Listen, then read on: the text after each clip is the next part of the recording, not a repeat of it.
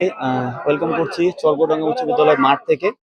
রয়েছেন চরসরপা জাকারিয়া প্রবাসী ফুটবল একাদশের অভিজ্ঞ গোলরক্ষক রাজন ভাই। জানতে চাইবো আজকের ম্যাচ নিয়ে তার ভাবনা। রাজন ভাই, ওয়েলকাম করছি আমার ফুটবল টিভিতে। ধন্যবাদ। ফুটবল আমাদের দেশে day by day Hamza Choudhury যখন এই দেশে আগমন করেছে, হামজা চৌধুরীর পিছনে আমরা লক্ষ্য করেছি আরো অনেক প্রবাসী ফুটবলার আমাদের দেশে জয়েন করেছে। তো আসলে বর্তমান যে প্রেক্ষাপট, ফুটবলের যে প্রেক্ষাপট, ফুটবল কিন্তু আমাদের দেশে স্টেপ বাই স্টেপ অনেক দূরে এগিয়ে যাচ্ছে। তো আজকের এই চুয়ারগুয়াডাঙ্গা মাঠে যে ফাইনাল ম্যাচ, এই ফাইনাল ম্যাচ নিয়ে আপনি আপনার দলের জন্য কতটুকু আশাবাদী?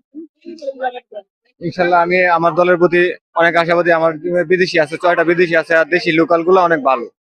এই হিসাবে আমরা অনেক আশাবাদী, ইনশাল্লাহ চ্যাম্পিয়ন হবো। আচ্ছা, বাংলাদেশ দল মানে ফুটবলে যেভাবে বর্তমান সময়ে যেভাবে স্টেপ বাই স্টেপ এগোচ্ছে, এতে কি মনে হয় আমরা কি খুব তাড়াতাড়ি ভালো কিছু করতে- ইনশাল্লাহ যেভাবে আমাদের বাংলাদেশের ন্যাশনাল টিম এগোচ্ছে, তাড়াতাড়ি আমরা বহু দূর চলে যাবো আর কি। ওকে, থ্যাংক ইউ। আজকের ম্যাচের জন্য শুভকামনা রইল। ধন্যবাদ রাজন ভাইকে। চর সল্পা প্রবাসী জাকারিয়া ফুটবল একাডেমির একজন অভিজ্ঞ গোলরক্ষক, তার মতামত জানলাম। তার দলে রয়েছেন 6 জন প্রবাসী ফুটবলার, রয়েছেন ভাইরাল প্লেয়ার ইউনুস খামারা, রয়েছেন ভাইরাল সুলেমান সিল্লা, রয়েছেন কান্থে।